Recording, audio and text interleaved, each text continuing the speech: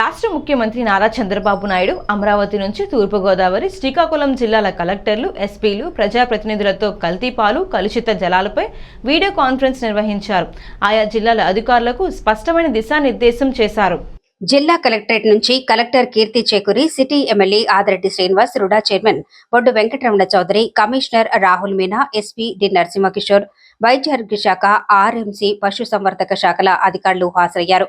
క్షేత్రస్థాయిలో ప్రస్తుత పరిస్థితులపై సమీక్ష నిర్వహించారు. జిల్లా యంత్రాంగం పూర్తి స్థాయిలో అప్రమత్తంగా ఉండాలని, సమస్యలను మూలం నుంచే గుర్తించి ఎటువంటి ఉదాసీనతకు తావు లేకుండా భవిష్యత్ కార్యాచరణ ప్రణాళికలు సిద్ధం చేయాలని ఆదేశించారు.